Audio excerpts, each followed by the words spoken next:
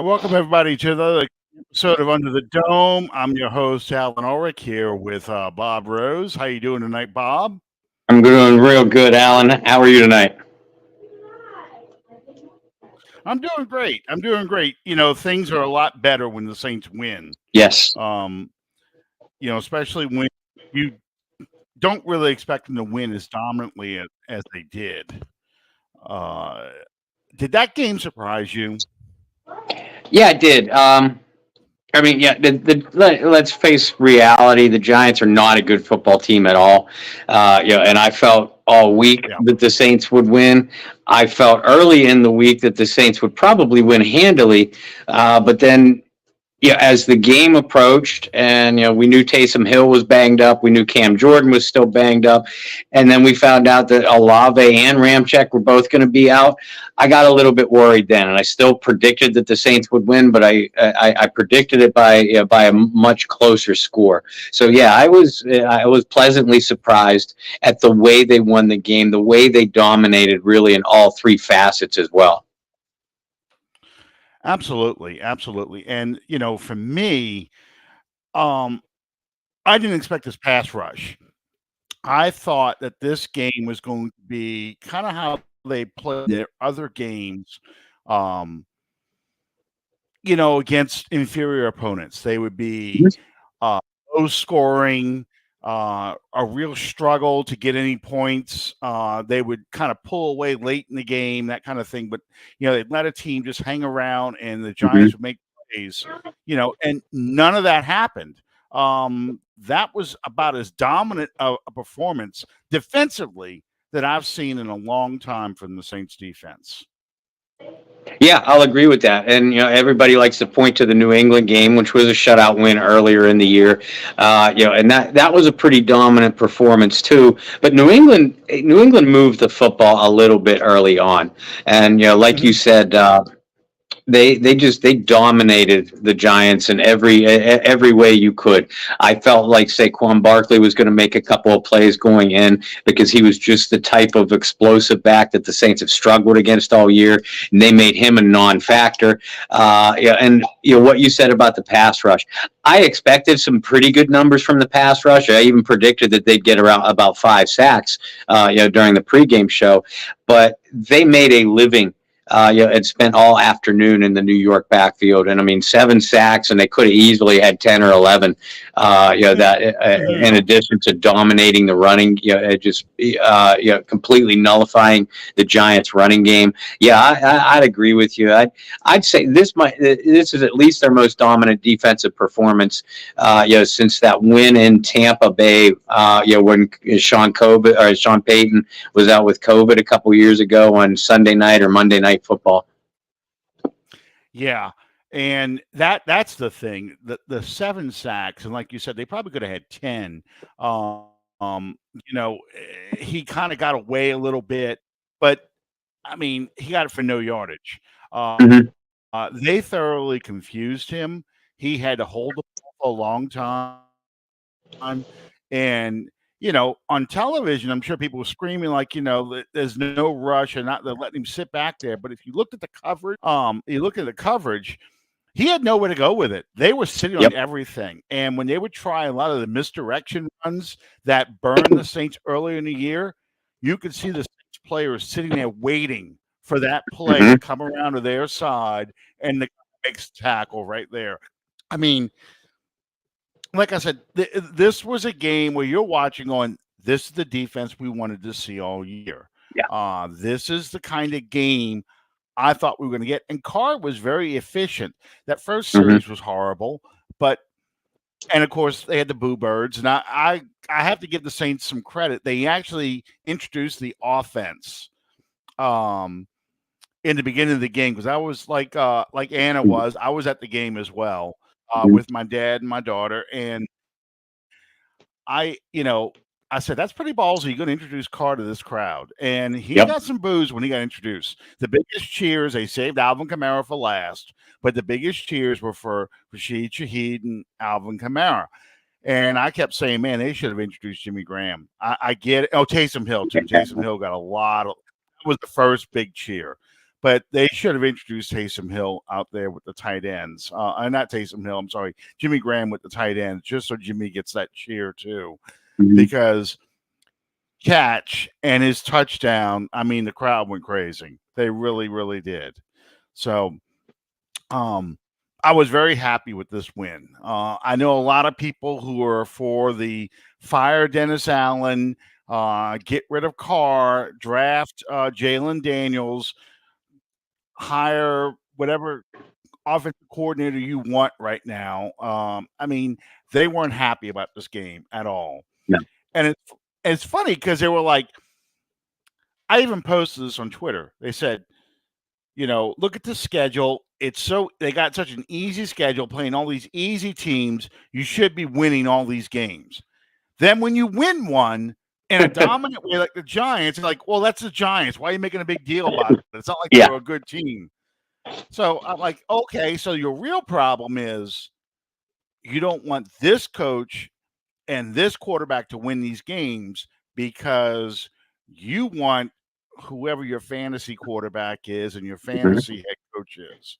And I just can't live that way.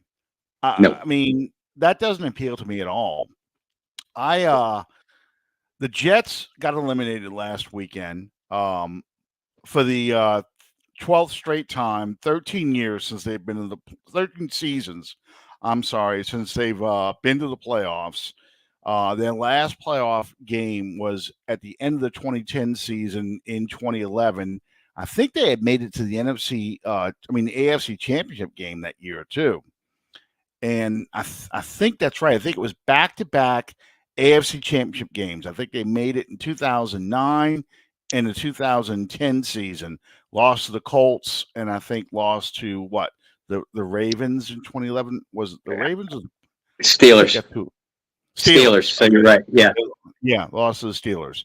But they haven't been back since that season. They've drafted at least three quarterbacks in the first round, in the top 5 since then. And they've gone through, I don't know how many coaches. And they're going to go through it all over again because this coach is going to get fired, and they're going to get draft a new quarterback. So if that's the alternative, that's the fantasy everybody wants. Lose all the games, don't make the playoffs, and you get to pick your coach and draft your new quarterback. And they never occurs to them, you could be the Jets. That's the Jets fans would be killing to have the opportunity the Saints have right now. Yep. They really would be. Yeah, you could be the Jets, you could be the Browns, you could be the Lions, you could be the Cardinals. And the majority of the Saints fans that you're talking about are the ones either most likely too young to remember even the pre-Drew Brees era, let alone back in Mike Ditka or before Jim Mora came aboard. It's really that simple. You could tell most of them, and that faction of fans, and I use that air quote loosely, they disgust me because I wonder, have you ever played a competitive sport in your own lifetime? Because if that's the case, you wouldn't feel that way. You would want your team to win. You would not question you would not question them when they do go all in to win these games week in and week out. You might not like the way that they go about doing it, and that's certainly your prerogative, but to root for them to lose just because you think hitting the reset button is the answer, That just like I said, that disgusts me. Do I believe Dennis Allen is the answer at head coach? No. Do I believe Derek Carr is the answer at quarterback? Probably not. But that doesn't mean if you tell me that this team still has a chance for the playoffs and I'm a fan of this team, then you better believe that I'm going to want every mathematical certainty to be eliminated before I give up on the season. Yeah, this is the Flipper Anderson game playing behind me from '89. Okay, they didn't make the playoffs. They went 9-7. Didn't make the playoffs. The next year, the next game I have coming up is the 8-8 1990 season, where they played the Rams, the last game of the season, literally the last game of the season, because back then Monday Night Football played all 16 weeks. It didn't end a week early. So it was, and there was no such thing as a flex schedule. It just so happened that the Saints were on national TV in the beginning of the 1990 season and at the end of the 1990 season. They opened with the 49ers and they finished with the Rams. They had to win that game in 1990 to go to the playoffs. Yep. It was win you're in. They had never got to 500 that entire 1990 season. They started out 1-4, I think. They battled back, and as they got closer, they'd lose a game. So it wasn't like this was the kind of game or season where, they got to 500, then they lose a game. Like this season. They never got to a 500 thing until the end of that season and went to the playoffs. And people still filled that dome on New Year's Eve and were very happy, very excited to be going to the playoffs. Now, granted, it was only the second time in franchise history. Right. But they were still excited to be going to that game, going to a playoff game. They played the Bears. They lost to the Bears at Soldier Field, 16-6, although they had a touchdown taken away because of a terrible call. A blocked field goal that Vince Buck scooped up, ran for a touchdown. John Madden and Pat, I'll never forget this. And it's on YouTube. You can see it. John Madden and Pat Summerall doing the game. And he draws the line. He says, this is the line of scrimmage. And this guy's supposed to be lined up. And he's kind of in mid-sentence. It trails off. I don't really see it from this angle, but Yep. Nobody was offsides. And that would have been a turning point in that game, because I think it was a 7-6 or a 7-3 ball game, something like that, or 10-3 ball game. You have a good shot of tying this game up because the Bears weren't that much better than the Saints. Nope. And I bring all this up because if you get to the playoffs, this team has a great chance of upsetting someone in the playoffs, because the league is not that great. There are a lot of teams that are very iffy right now. I don't think Dallas is a dominant team. I don't think the Eagles certainly are showing a lot of cracks. They've lost again to Seattle. So there's a lot of things that could happen that a wild card team conceivably could even win the Super Bowl out of this league. So, get to the playoffs and see what happens. Yeah. That's how I feel.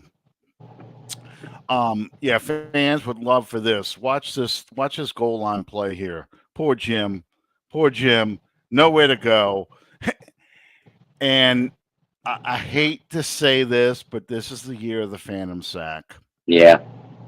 You saw one right there. But this Rams team makes it to the NFC Championship game and against the 49ers, and this is the Phantom Sack that kind of ended his career with Los Angeles.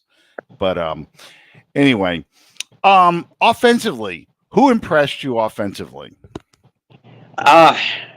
You mentioned Derek Carr, and I think you got to start with him. I know he has put up much better stat lines this year for the Saints, but this is the most accurate and decisive that I have seen Derek Carr in a Saints uniform. He was just seeing the field so well, getting rid of the ball on time, getting the ball to his receivers while they were on the move, which is has been a big problem with Carr and not talked about nearly enough. Is his ability to hit receivers, Shaheed, Kamara, Olave, people like that, while they're on the move, with the increasing their ability to pick up yards after the catch. So I was definitely impressed with Carr. I loved the protection that the offensive line provided for him all day. Now, like I just said, Carr did not hold on to the ball for very long. He got the ball out on time, but really, other than one blitz and one other pressure, notable pressure that I can think of, Carr was not touched or hurried the majority of the day. And the Giants have some good edge rushers too, which is what worried me. I mean, I know everybody was worried going in about Olave being out, and I could see why. I was actually more worried about Ryan Ramczyk being out, considering the fact that they were starting Landon Young. But I thought Landon Young, and I watched, when I rewatched the film, they left Landon Young in a lot of one-on-one situations. Now, they helped him out a little bit several times with a tight end on that side. But when they did not slide Cesar Ruiz over to help him out. They pinched Ruiz inside to take care of that interior pressure that they've been struggling with all year, which left Landon one-on-one on the outside. And, Landon held his own on most plays. So if I had to give out another offensive game ball other than Derek Carr, I would actually give it to Landon Young. And I thought Shaheed would be on a pitch count. Same. And I saw that he wasn't returning kickoffs. He was only returning punts. And most of his punts were going to be fair catches, which is fine. But as far as his route running and the plays they were calling for him, it was like, no, you're going to be out there and you're going to play. Taysom Hill wasn't used. He ran one time and he tried to throw, I think, 2 passes, but they really limited what he was going to do.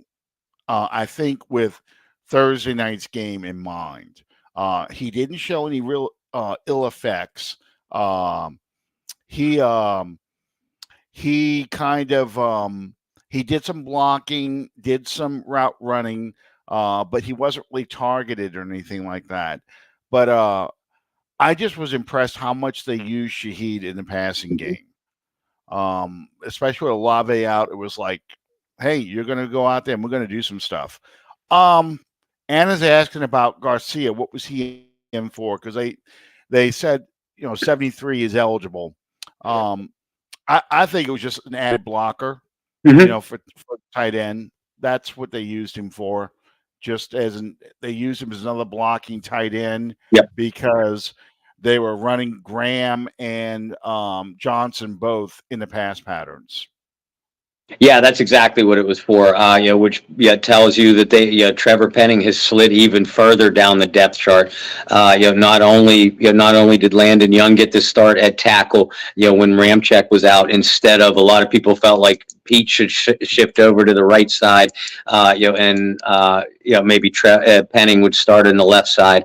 But the fact that Penning is not even used as an extra blocker on those jumbo formations anymore, it makes you wonder how much these coaches have truly soured on him at this stage of the season to resort to guys like Landon Young and Max Garcia as extra blockers when you're already down one offensive lineman. Yeah, I said this during the game. He is so far into the doghouse that he has to reach up to touch bottom. It's just, it's amazing how far he's fallen from grace, and I don't know if he can come out of it. I really don't know. I don't know what their plan is for him, but he is not seeing the field at all, and they're not deactivating him. That's really strange. They leave him active, but he is not going out to play at all. Matt asked if this is the Flipper Anderson game behind me. Yes, it is. It is the Flipper Anderson game. It is that game. I've rewatched this several times now. This game is almost impossible to believe that it melted down the way it did. Yeah. Because this is a game, 5 minutes left. Saints are up 17-3, and you can see how many times Everett's getting sacked. Oh, he got killed. I think he got 7 sacks that night against Jim Everett, and there was Pat Swilling with one of them right there. But Bobby Hebert was already showing signs that he was getting ready to get benched. He is really off target on a lot of his throws. For some reason, Carl Smith and Pete Carmichael have the same playlist because you see he just threw Eric Martin out of bounds and Eric Martin's open.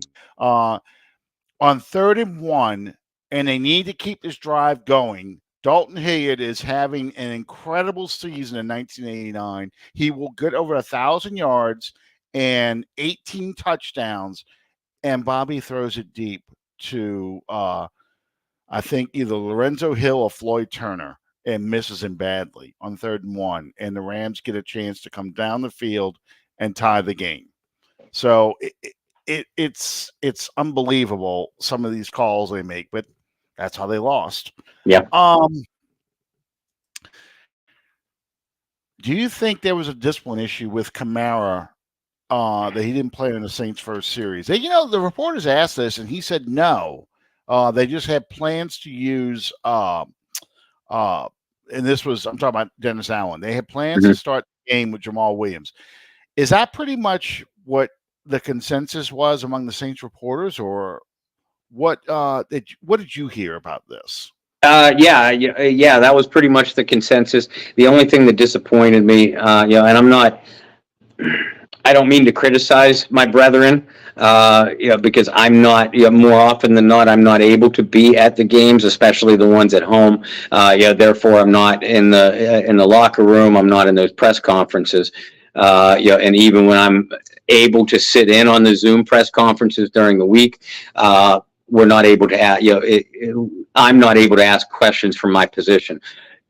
So I say that, because I'm about to say this, I was a little bit disappointed that no reporter followed up, asking why Kamara didn't even see, the field at all during that first series. But yeah, I mean, it was pretty clear. It clearly pushed out to us that they wanted to get Jamal Williams more active in the game plan, and that began last week, and almost like that they were planning on a rotational series between Kamara and Williams, just to see if Williams would be more effective with touches. But having said that, I mean, we all know that Alvin Kamara needs to be involved in the offense early and often, and the earlier he gets involved, the better, the more effective this offense is. So it was a mystery to me why Kamara wasn't even in the lineup, not even for decoy purposes, line him out wide or what have you.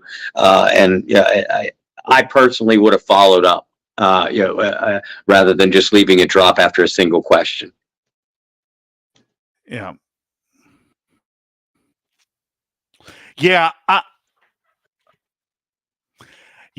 I got the impression some of the personnel packages and some of the play calling, especially once the game was pretty much in hand, I felt like they were playing knowing they've got a game Thursday night, knowing that I don't want to risk players getting hurt in a game that's already out of reach. So we're going to rotate people freely, trying to protect my starters. So I sort of read it. I didn't like it, but I sort of read it as we're saving Kamara for the Rams game more. We're going to use Jamal Williams a lot more in this game and not risk Kamara getting beat up too much because you're playing on a short week. I certainly felt that way about Taysom Hill. Yes. Not getting many touches. I felt that they definitely looked at it from the standpoint of, we need Taysom for the Rams game. And we need all these guys to get healthy for the stretch run, because after the Rams game, you've got the Bucs, then you've got the Falcons. To me, those two games, more so than the Rams game, those two games are going to decide not only whether this team goes to the playoffs, but whether Dennis Allen keeps his job. Yeah. Because to me, if the Saints were to lose the next three games, or conversely, beat the Rams but lose to the Bucs and the Falcons, that's going to cost Dennis Allen his job because your division record would be 2-4. Mm-hmm. You only swept the worst team in the league in your division. And your team, you build your team with the idea this is a team that's got to be able to win against divisional opponents. You've got to get those 6 wins because then you can get 4 other wins somehow to get 10. And that should be enough to get to the playoffs. But if you only go 2-4 in your own division, that to me that means you're not going to be the head coach. If you beat the Rams and beat the Falcons but lose to the Bucs and it's not that bad, it's a close game, you finish 9-8, 50-50 shot you come back. Yeah. But you've got to win your division games. Yeah, this is true. And his overall record over 2 years before 4-8. You can only sweep one team. Exactly. You've got to win your division.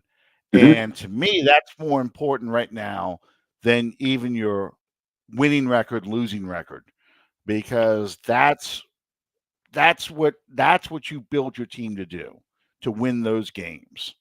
Yeah, precisely. And the fact that this is universally recognized as the worst division in football, not only this year but last year as well. And Dennis Allen currently has a 4-6 record against those divisional opponents.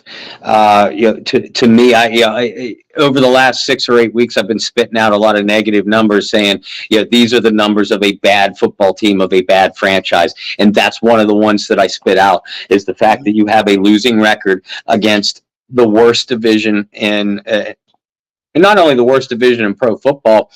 You look around, and for you fans of other sports or every other sport, it might be the worst division, competitive wise, in all of professional sports. Yeah. And you're going to compare that, although you shouldn't compare Peyton and Drew to Allen and Carr, but you look at what Peyton did in our division. Peyton consistently won 4 games in that division every time. Sometimes 5. He only swept the entire division one time with 6 wins. But he flipped the Atlanta record.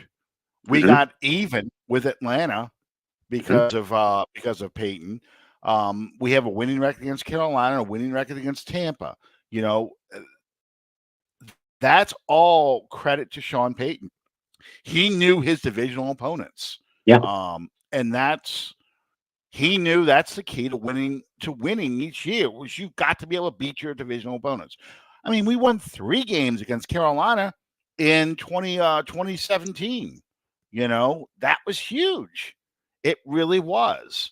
So to me, that's the most damning statistic of every statistic that you can come up with about Dennis Allen. I don't give a damn about his Raiders record. I only care about his Saints record and his record against the division. And that's going to be what's going to determine whether he's going to come back this year or not. So let's look at that division. Falcons lost to the Panthers, playing in front of dozens. I didn't realize the weather was as bad as it was, but I was shocked at how empty that stadium was. I mean, granted, it's a 1-12 team that you're going to go watch, and it's no fun.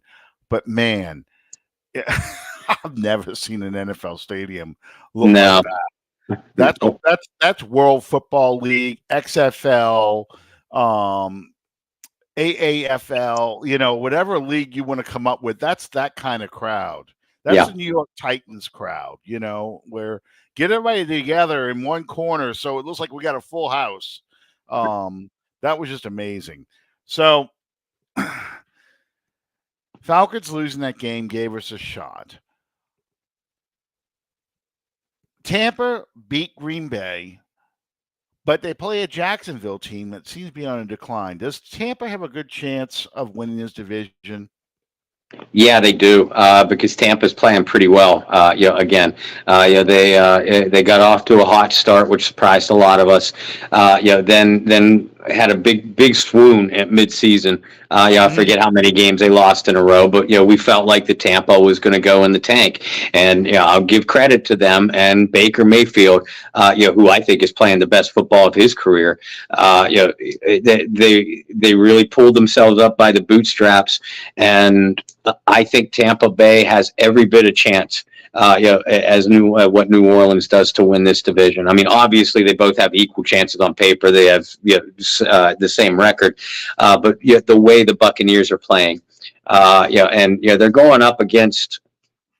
I'm calling them a schizophrenic Jacksonville team, because one week Jacksonville looks like they could be strong playoff contenders, and then the next week they look like a mediocre at best team. But this is going to be a big test for both Jacksonville, who's chasing a playoff spot in their own right. So they have a lot to play for too. Going to be a big test for both of these Florida teams. And for obvious reasons, Saints fans are going to be rooting heavily, for the Jacksonville Jaguars. But I think if Tampa gets by the Jaguars, they have a real good chance, at taking the division ahead of the Saints, because they just on paper, you look at Tampa Bay versus New Orleans, and wherever Tampa Bay is good or playing well right now is where New Orleans is struggling right now. A Giants game aside, so I don't like the matchup between these two teams. No, and Tampa's remaining games are Jacksonville, us, and then Carolina to finish the season. And they won't be as lucky, getting Carolina. Atlanta can figure out a way to blow a game, but not Carolina. I mean, not Tampa. And Atlanta's schedule, I think, is I had it up here a minute ago, and I don't remember what it was. I know they finished with us, obviously, but their schedule is pretty soft. That said, I don't know if they can win another ball. Okay, they play the Colts Christmas Eve, so that's probably going to be the toughest matchup. Then they finish the season with the Bears and then us. So it's likely, it's entirely possible they could lose all three games. Yeah.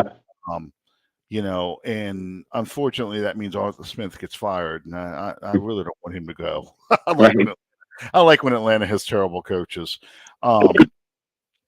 So we need Tampa to lose this game coming up, because even if we win all three games, we could finish with the same record as Tampa. No, you're right. Never mind. Because they play each other, right? Yeah, right. Because we play each other. I forget. So if we lose to the Rams and Tampa wins against Jacksonville, we have a slim chance. But the problem is, I think Tampa's going to have the same divisional record we would. No, we would be 3-3. I think Tampa would be 4-2. If the Tampa wins against Carolina, but loses to us, I think they end up 4-2, and we're 3-3. I think you're right, because Tampa Bay and Atlanta split. Yeah. And if the Saints beat Tampa Bay, that means that they would have split with New Orleans. So you're right. Tampa Bay would win that second tiebreaker, which would be divisional record. Right. That's what it was. That's what I was thinking. If we would end up with the same record. If we each lose, there's a place ain't there no more. Morton Anderson's old place in Lakeside Mall champions. I've eaten there one time. But yeah, that's long gone. It used to be in Lakeside Mall. This is the 1990 playoff game I was talking about, and they're watching Sunday's game where Atlanta beat the 49ers that gave the Saints the opportunity to go in at 8-8. So, but anyway, yeah, that's what I was thinking of when I said if the Saints and the Bucs end up with the same record, the Saints would lose. If the Saints lost to the Rams but beat the two divisional games, I won the two divisional games that are left. So that's why we have to win all three games, because if you win all three games, you automatically win one up on the Bucs. Yeah. So that makes this game important. Well, not only that, Alan, but right now, if you're looking at a potential wild card berth instead for the Saints, the New Orleans is 7-7, Seattle 7-7, Rams 7-7, and you're up there with the Packers and Vikings too. You've already lost your head-to-head against the Packers, already lost your head-to-head against the Vikings. Excuse me. Speaking of choking, and now you're talking about losing a potential head-to-head against the Rams if you lose this one, which means now that we're saying it out loud, I've said early this week, I'm like, since you beat the Giants, the Rams game is losable, and while I guess it still is mathematically, that actually puts a big hurt. It all but eliminates them from the wild card, and means that they not only need to win out in their division, but now they need help also. Not necessarily by Atlanta losing, but definitely Tampa Bay would have to drop another one. Yeah.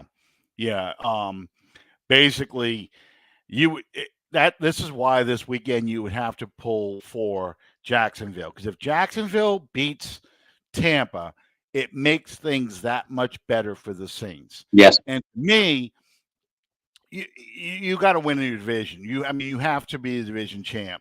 That's your best shot at the playoffs. You don't want to try and fight for that 7th seed wild card slot, because like you said, you lose too many of the tiebreakers. So Dennis Allen's mantra all week has been 1-0. We just need to be 1-0. Focus one game at a time, 1-0. And he put gas tanks in the locker room, the defensive linemen this year as a motivator right before the Giants game to show you got stuff left in the tank. And I think my son mentioned it earlier. Passanio was one of those guys that has not stepped up. Yeah. And I think it was, I always get the two of them confused. I think it's number 99. Is that Saunders or is that 99 is Saunders, yes. Saunders. Okay, Saunders was the one saying, I'm telling him all game, come on, man, we need you. I know you can do this, dog. I know you can. We need you to step up. We need you to do it. And he did in a big way. 3 sacks. That was huge. We haven't seen that kind of performance in a long time out of players. And to me, that's the key to beating the Rams. You got to do to Matt Stafford what you did to Tommy DeVito. And I know it's a different level. They're a much better team. But Stafford, if he gets rattled, if he gets hit, that takes those receivers, those dangerous receivers, out of the game. So you've got to be able to get the pressure on him like you did. And I thought Demario Davis played like a man possessed, especially in that first couple of series.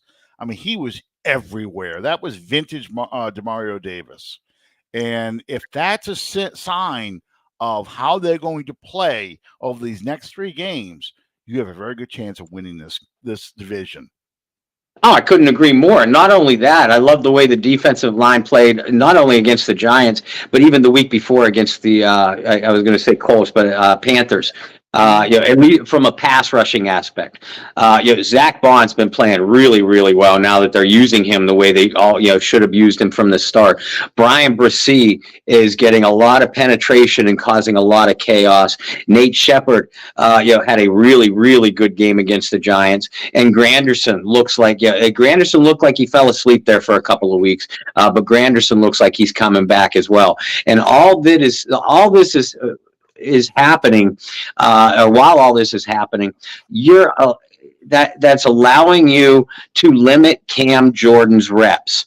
And this is important because he's obviously dealing with an ankle injury, but you're talking about a 34-year-old defensive end who's had a lot of beat downs in his career, physical beatings.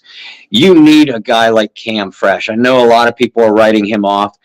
Be careful doing that because Cam can still play, folks. I'm telling you. But Cam is no longer an every down player. He's a guy that you need to limit his reps. Use him as in a situational role, whether it's on early downs, against the run, as a pass rusher on play action, or just as a situational pass rusher, one or the other.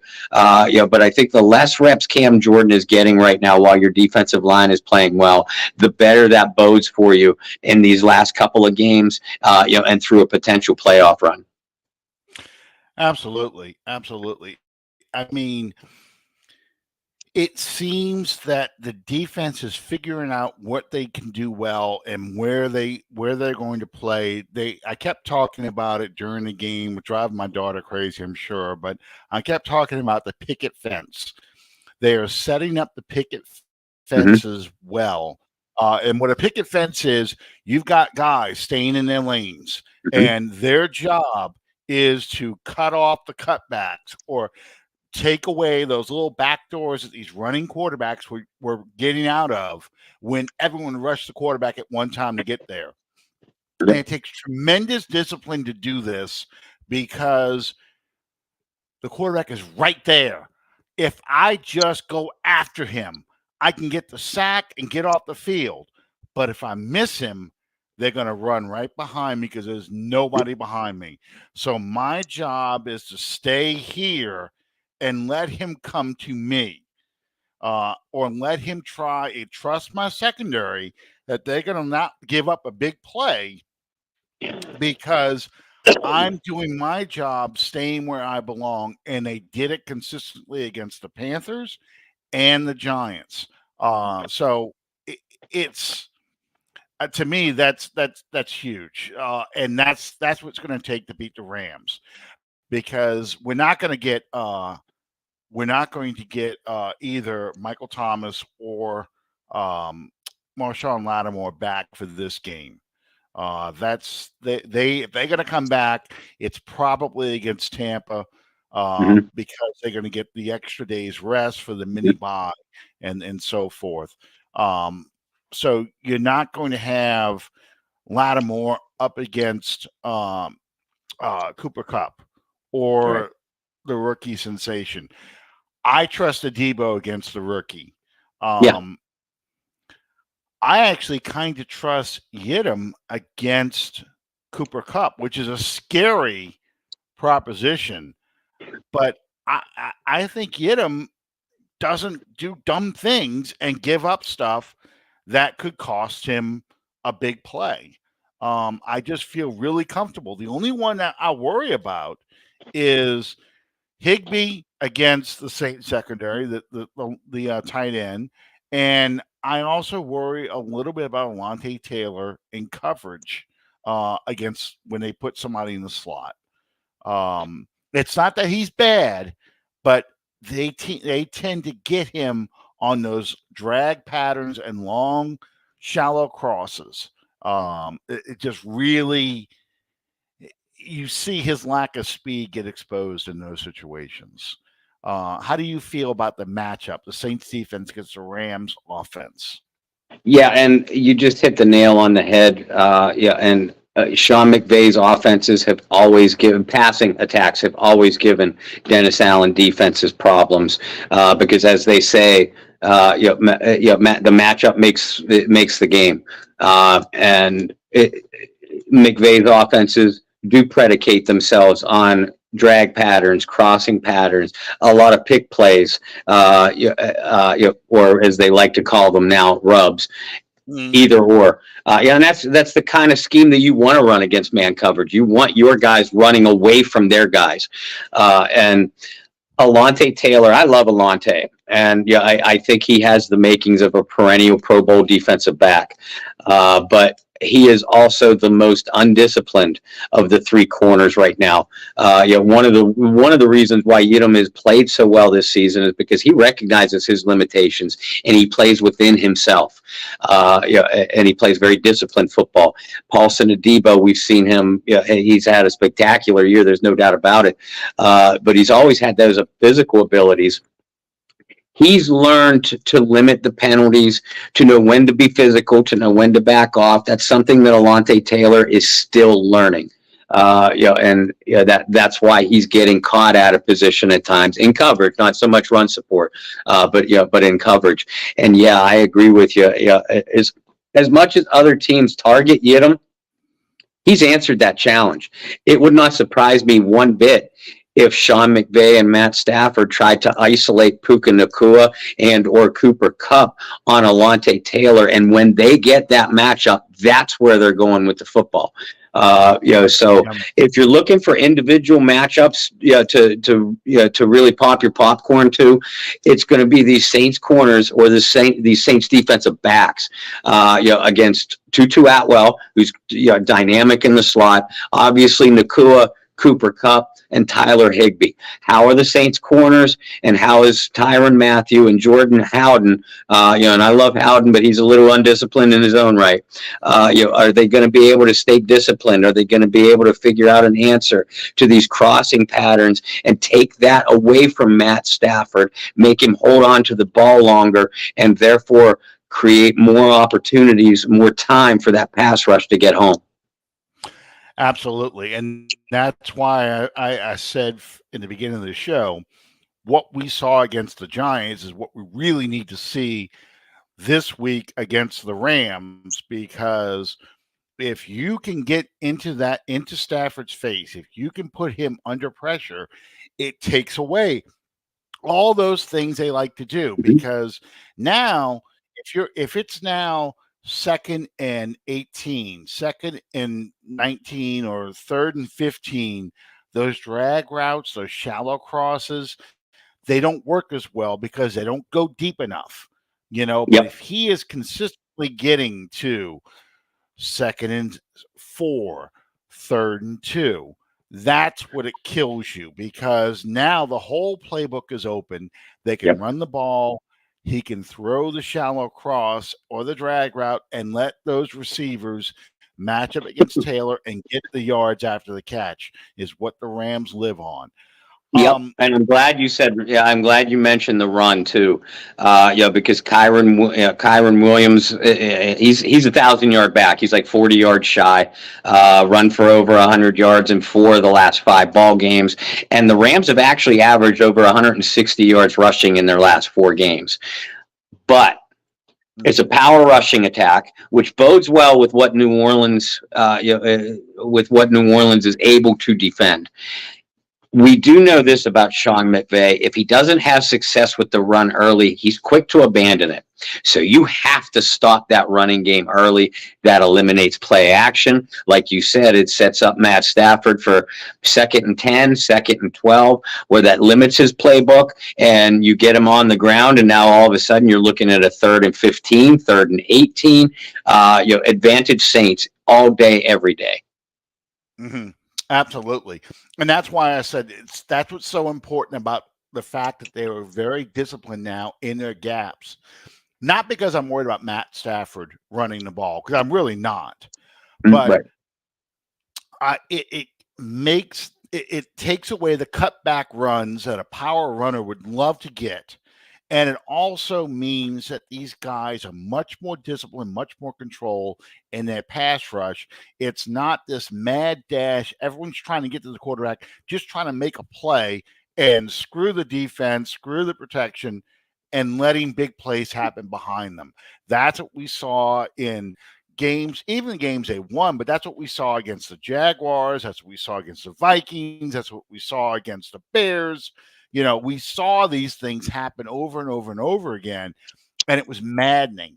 So if they can do that again, and these guys win their one-on-one matchup with the Rams offensive line, it's a good but not a great one. They are beatable. This is not the Super Bowl era Rams offensive line. They're good, but not great. You should be able to win their one-on-one matchups, get pressure on Stafford, knock the ball around, make it difficult. The Redskins, well, I knew I was going to call them that, but okay, Washington, the Redskins, they had multiple opportunities to win that game on Sunday. The Rams jumped on them early, but let them hang around. It's just the incompetence of the Redskins offense, or the Commanders offense.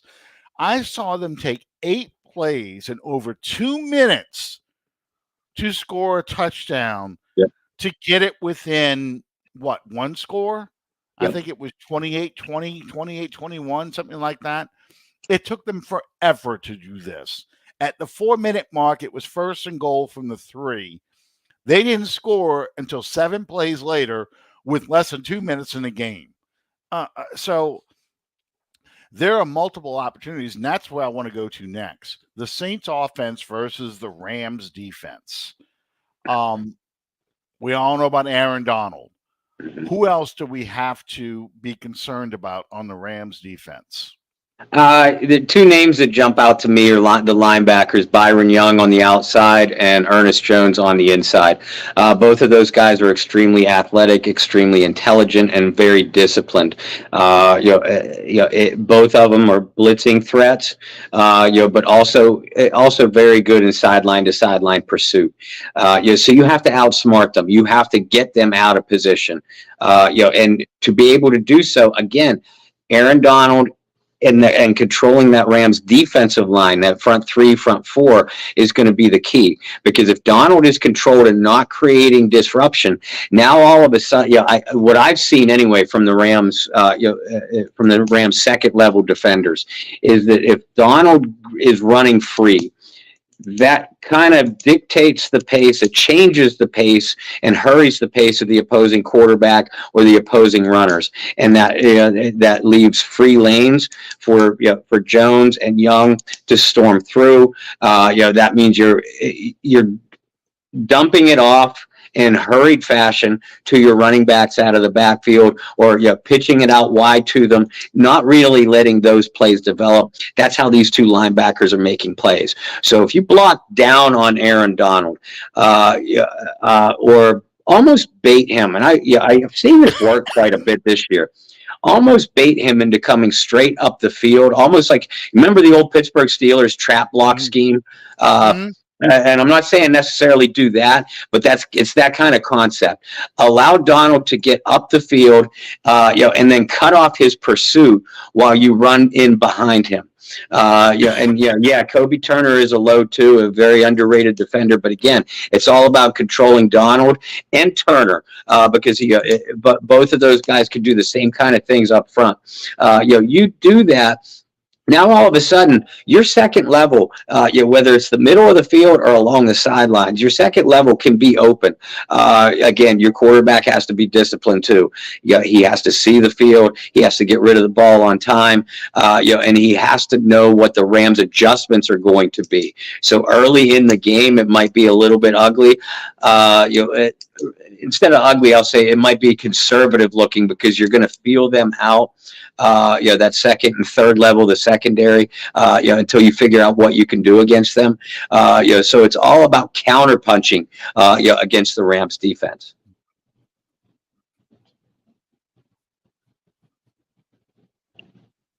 By the way, these are the best looking Rams uniforms. Whatever that crap is they're going to show up on Sunday, that's just garbage. That's just garbage. This, and when they wear the road jerseys, the blue jerseys, but that's by far the best looking Rams uniforms. Anyway, I totally agree, and I think this is the game where 2 things have to happen. Number one, the offensive line has to provide the protection these guys need. If they can't do that, this team's going to be in trouble. If Carr's got people in his face, this offense can't move. So if he can get the protection that he needs, the second thing is Carr has to be efficient, like he's been the past 3 games. Because I'm a count the Detroit game. where he was after he started 1-5, I think he went on a 15 out of 15 run. And not all of it was short dump off stuff. He was actually getting some deeper balls going. This is going to be a Carmichael deal too. Carmichael's got to call up a good game plan against the Rams. Isolate his guys against this secondary, because there's plays to be made all over the secondary. They cannot cover, but you've got to get them isolated. You've got to get your matchups you want to win this game. And if they can protect, and Carr has, let's say he gets Olave back Thursday. I don't know if that'll happen, but he gets Olave and Shaheed out there. I think they can exploit a lot out of that. Keep using Jimmy Graham. Use him even more, especially on third down in the red zone. And the other thing, get Alvin Kamara in space against those linebackers. Those linebackers are pass rushers. They're not cover guys. If you can get those linebackers isolate on Alvin Kamara and get him out in space on the same thing, the drag routes, the crossing routes, the little arrow routes and things like that, you're going to win this ball game. But that's a lot of ifs, a lot of stuff that's got to go right. And we just don't feel that kind of confidence about this team. They're a box of chocolate. You never know what you're going to get out of them. You won't really know until the game gets started and you see whether or not they're going to come out well or if they're going to just be flat. I think the flat is over with, honestly. I think they are going to come out motivated. I think they see the goal in front of them, that you can win this division. All those struggles are out the way. A lot of teams are 7-7. You can win this division. And I think that has really motivated them to play extremely well. I don't know. That's just how I feel. Normally, I'd agree with that statement, but they had those same kind of opportunities in front of them against Minnesota and against Detroit, and we all remember how flat and listless they came out and unprepared, for those two games as well. And now you're going into LA. Historically a house of horrors, granted different stadium, but a house of horrors for you on a short week. We'll see. And because of that, I think it's a huge character test for Dennis Allen, Pete Carmichael, and the leaders on this team. But given what you said about the LA secondary, I agree with you, man. I have a feeling we're not going to see Chris Olave, or if we do, it's going to feel like it's going to be like almost a decoy, like what I think they used Taysom Hill for this past week. But I'll tell you, if Shaheed is healthy, I can't see anybody on that LA secondary that's going to be able to stay with him. But again, it comes back on Pete Carmichael. That doesn't mean you run Shaheed on go routes all day long. You use him over the middle. You make the Rams cover him sideline to sideline. You make them identify where he's going to be and try to figure out how to keep him from running away from your defenders. One of my favorite plays they ran against the Giants, and I called it right before it happened. They had Shaheed in the slot, and they had, I think it was Bowden on the outside. It was I'm almost sure it was Bowden. But anyway, Bowden ran like a go route, and Shaheed started to run a go route and then cut it sharp. But it wasn't on the seam, but it was a skinny post essentially. It was like a seam route, but it was a post. And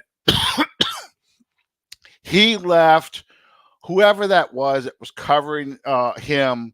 I think that guy is still trying to find his ankles. I mean, he left him on skates. He cut across that middle. Carr hit him on that cross, and the whole middle was wide open, and Shaheed just went. I think you can get those kind of plays on the Rams secondary all day long. Yeah. I think the middle of that field is going to be open all day long because they're going to be protecting the sidelines. They're going to have a single high safety. They're going to have the coverage is nothing deep, nothing cheap. Yep. So they're going to let all that openness in the middle of the field behind the linebackers happen because they're going to be confident that their front seven can get to Carr and keep him off target from hitting those receivers running free in the back. And to me, that's the key. That's the key to the whole ball game. If you can protect and he can get rid of that ball, he is going to hit those receivers for some big plays because the Redskins aren't any better. The Commanders, they're not any better. Their offensive line isn't very good. Howell isn't that good, but once Howell was able to start hitting guys in the secondary and hitting guys in the second level, that whole offense opened up for him. Yeah. So I saw a lot of hopeful things. That's why the Rams are 7-7, because they had problems like that. Last thing, and I kind of wanted to talk a little bit more about this when we get to the Atlanta and Tampa games, but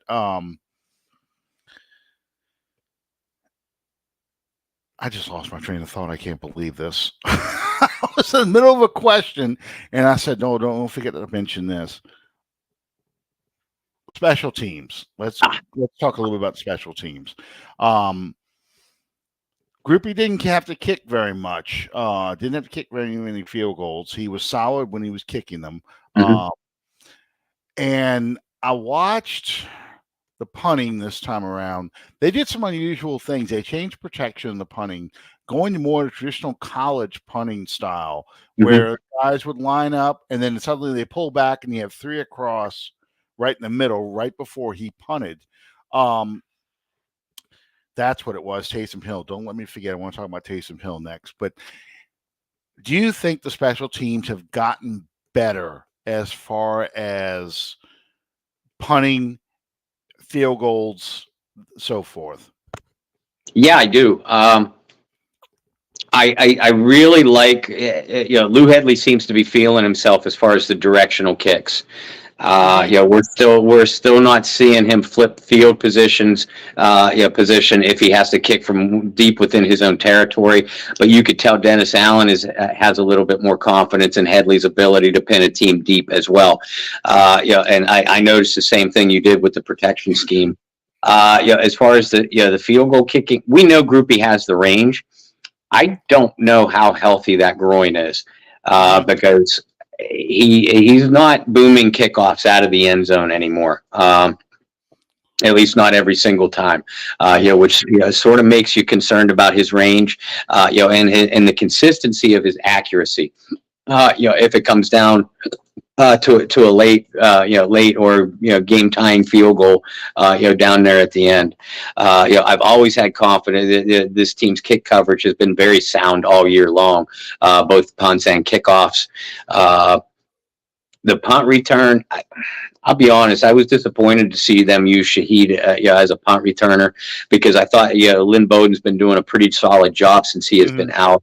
And to me, it's putting Shaheed at too much risk, especially when you're already without Thomas and Olave.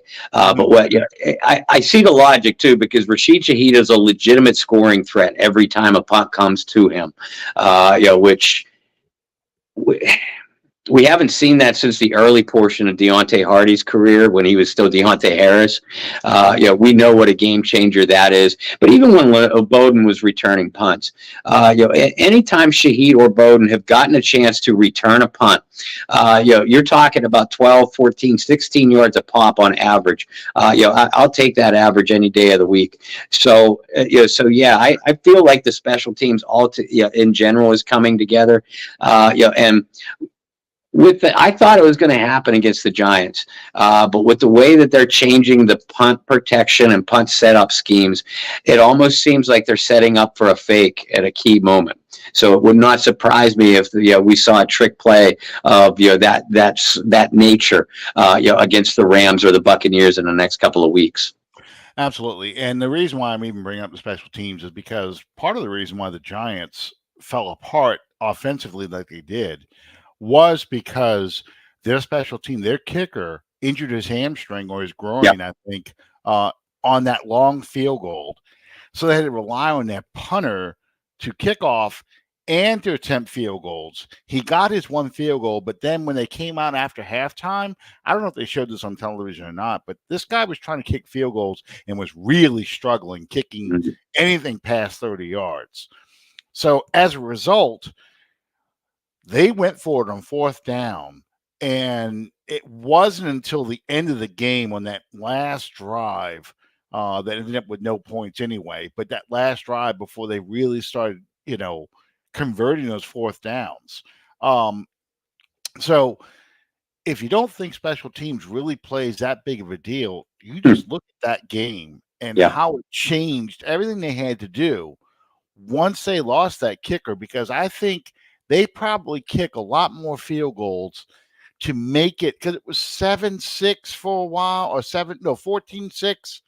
I forget how the score went, but it was something like that. And I think they probably attempt a few more field goals to get it within, like Mhm. playing blackjack. Hit me, hit me, hit Yeah. me. I'm trying to get to 21. Just keep hitting me with the cards. And that went out the window. And so to me, the groin injury for Groupie, Headley, not so much flipping the field, but pinning people to the sideline. And the thing you talk about with Shaheed just being back there, I think changes the way teams punt to the Saints, because It they does. don't want to punt it to him. So they're more likely to, in an attempt to directional kick, shank it or hit it off the side of their foot or something. And that's why he's back there returning punts, because he really did. He just waved off everyone as a fair catch Mhm. rather than risk running. There were a couple of times where I thought he had an opportunity to get some yardage, and he went ahead and just signaled fair catch anyway. But there is that threat. Taysom Hill's the player I was thinking about that I lost my train of thought on. We talked about his injury. How do you play Taysom Hill in a short week, knowing he's coming off of a foot injury that was at least significant enough? Knowing you're going to play the Rams and that front seven, how do you use Taysom Hill in this game? Um, I think it was, and you kind of opened the show, talking about this. I think it was pretty clear that they didn't feel like they needed Taysom Hill heavily involved in the game plan to win against the Giants, but they wanted him available, especially with Olave out. Uh, I believe against a team like the Rams that we're going to see Taysom Hill more active. Wouldn't surprise me if we saw it early on. Um, Taysom is becoming very good. On those skinny post routes. When he does come off of the line of scrimmage as a semi-traditional tight end. So don't be surprised if we see it that way. I think we're going to get the whole Taysom Hill package this week. I expect some throws to him, some passes from him, and especially if they aren't going to be immediately successful with the Kamara, Jamal Williams, two-headed running attack. At that point, they're going to try Taysom Hill running the ball because they're not complete. The coaches aren't complete idiots, folks. Believe it or not. And they know that they have to be balanced, against that Rams pass rush, to give Carr the option of play action and to keep him upright. So they know they're going to have to run the ball. I'm still inclined to believe that they're going to try to do it more traditionally with Kamara and Williams first. But if that doesn't work, then they're going to feel compelled to use Taysom Hill more as a runner then too. Last question about the Rams before we get to talk about the Bayou Blitz tomorrow night.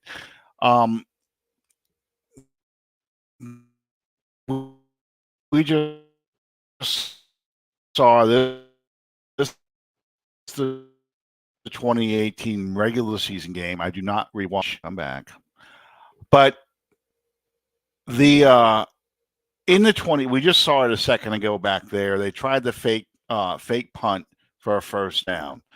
Does McVay pull out all the stops this week to win this game with a bunch of trick shit like that? Fake punts or is this one of those games that he feels like, I've got to worry about beating Seattle for a playoff spot, and I'm going to play it straight? Is this a desperation game for the Rams? I think it's pretty close to a desperation situation for the Rams because they're in pretty much an identical situation as what the Saints are. Only the one big difference between LA and New Orleans is New Orleans can still win their division. LA can't. It's wild card or nothing for them. I do expect some trickery from Sean McVay. We know that McVay rarely goes into a game feeling like his guy, or at least with game plans appearing like he feels like his guys can beat your guys straight up. He's always got some kind of a trickery, sleight of hand, a lot of misdirection, things like that. So and they've had some problems with their own kicking game as well. Speaking of fake punts and fake kicks, so I do expect some uncharacteristic gambles on fourth downs at midfield, at earlier points in the game, things like that. The Saints, I believe, were already full this year on one fake punt. So when that happens, that catches the eyes of every other coach that is going to be facing them. So it wouldn't surprise me to see that kind of thing again. From LA. It wouldn't surprise me to see. Again, they've been having a lot of success with a power rushing attack with Kyron Williams. Maybe take advantage of, to see if the Saints are going to over pursue with a handful of end arounds to Tutu Atwell, Tyler Higbee. They run more tight end jet sweeps than any team I have ever seen, any professional team I have ever seen. So I do expect some stuff from McVay because you pretty much always get it, and LA needs this game every bit as much as New Orleans. Yeah, I'm looking at the Rams schedule. They've got us this Thursday. Then they got the Giants, so that's going to be a win. But then they finish their season against the 49ers. And depending on what happens with Dallas, the 49ers could be resting people, or they could be playing to make sure they have that number one seed because they've got it right now. They've beat the Eagles head-to-head. They beat the Cowboys head-to-head. So they can finish with an identical record.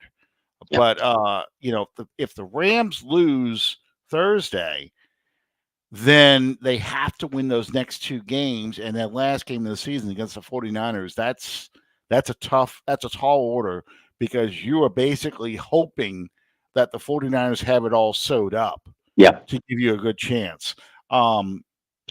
Seattle winning last night kind of threw a lot of monkey wrenches in what's going to go on. Let me just pull this up real quick. I had all this up, but I want to see schedule. What Seattle has left now is the Titans and the Seahawks. The Steelers. And then the Cardinals. So it's all three winnable games for Seattle. So that's a lot of pressure on the Rams for the wild card. And Seattle has a very good chance of going 3-0 with that schedule because the Cardinals are going to have their bags packed. I'm sorry, and the Steelers. Pittsburgh's a mess. I really think if there's going to be a year that the Steelers change head coaches, I think this might be the year. I'm not saying they're going to fire Tomlin, but I think Tomlin may step down to go on television for a year and then maybe come back. Yep. That's what Steeler coaches now do. Well, except for Chuck Noll. Chuck Noll just disappeared. But Yeah, they don't fire Steeler coaches anymore, but I think this will be the year he doesn't get his winning record because they were awful Thursday night. They were awful. Or Saturday night. That's what it was. Um, they were awful in those games. So Yep. maybe a year, Anna, because I have a feeling if he um, retires, he steps aside for television for a year. Mm-hmm. And it's like the Sean Payton deal. He comes back later on. So, um, Bayou Blitz. So I'm guessing you're going to be on tomorrow night and Thursday night. Yeah, you would be correct. We'll do a pregame show on Thursday night. We haven't solidified an exact time yet, so stay tuned. For that. We'll do our regular weekly show tomorrow night, 8 p.m. Central Time. And listen, if you're talking about Rams Saints, there's only one guest. There's only one guest you want to have on. Jim Everett. I'm waiting for 100% confirmation. But when I talked to him over the weekend, he said that he'd like to do it. Hopefully he's able to move some stuff around because the guy's got a heck of a busy schedule. We all do this time of year, but he does all year round. So it's looking like we're going to be able to get Jim Everett on. Obviously, anytime you got Jim, he's such a great interview, but such a great analytical mind as well. We're going to be jumping back and forth between the Saints Rams history, with his unique perspective on both sides of that ball, as well as he has always kept very close tabs on both of his former franchises. So it's just like having a coach in the room, but he's special because it feels like he could be a coach for either side, with the way he keeps tabs on them and the way he analyzes them. So hopefully we're going to have Jim Everett on with Brendan and I. Either way, we're going to attempt to do our best to break down the Saints Rams matchup, from a schematic point of view and the importance. I think Alan especially did a great job of capsulizing that tonight, how important this game is, to the Saints on either side of the coin, win or lose. But we'll continue to do that as well. Absolutely, because this is definitely the most important game in Dennis Allen's tenure as a head coach. And to me, this is probably the most important game since probably that Rams game, that YouTube keeps interrupting with damn commercials, but this one in 2018, because so much is going to get decided Thursday night. And I hate that it's a Thursday night game because it really needs to be a Sunday afternoon game because they need a full week of preparation for this team. Yeah. But yeah, this is a critical game because all three, they have to win all three, but these next two are the most important games to win because you really have a very slim margin of error. Mm-hmm. And things can go either very right or very wrong with mm-hmm. these next two games. The Atlanta game, that's a rivalry game. We'll talk about that obviously when we get closer, but I mean, that's just a game if that game shouldn't be the game that decides whether or not we win a division. It really shouldn't be. We need to take care of business this week and next week. Yep. And if it doesn't happen, then we'll talk about Dennis Allen getting fired and all this other stuff. But right now, my attitude is, what does it take to get to the playoffs? I don't care who we play. Just get us to the playoffs. Win the division.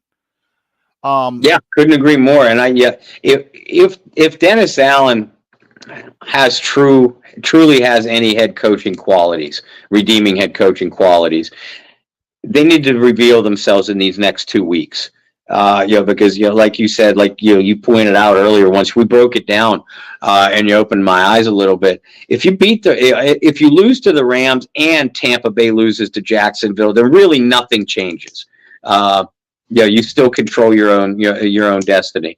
But we all know that's not the way New Orleans Saints fate works.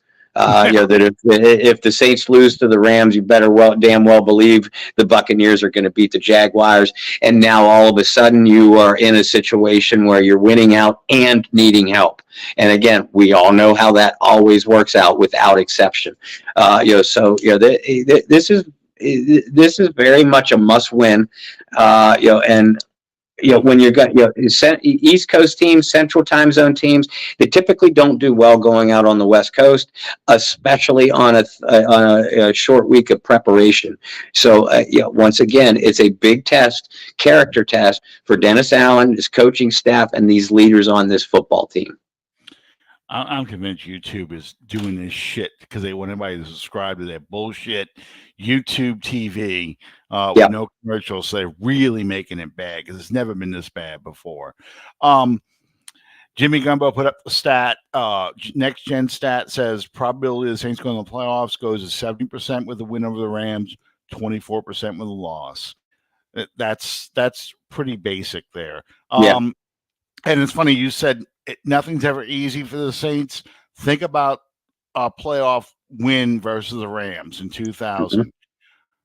Build a great lead, watch it whittle away, and it takes Brian Milne recovering a muff punt for us to finally win that damn game. Nothing's ever easy. Bob, I want to take this time to wish you and your family a Merry Christmas. I know Santa has got a lot for Will.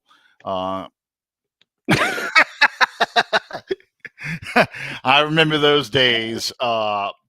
And here's the thing: I hate to tell you this. This is going to be the cheapest Santa Claus is going to be for you, because what happens as they get older, it gets smaller and more expensive. Oh, I know it. I know it. But when they're little, it's so much fun too. Absolutely. Every morning he comes out, and it's a game. Finding out what kind of trouble his elf in the shelf, named Jackson, got into overnight. I know for a fact he's not sleeping very well in the last couple of nights because he visited Santa over the weekend, so he got a chance to tell Santa everything on his Christmas list, and just that general excitement. So it's so much fun for his mom Lauren and myself on Christmas morning. But thank you, and our wishes for a very Merry Christmas to you, you, Debbie, and the kids and your whole family as well. We love you guys. We consider you family. I mean, you and I have gotten a lot closer in recent years. Of course, this is going to be our first Christmas without our third amigo, which makes saddens me a little bit. But we know he's here in spirit. All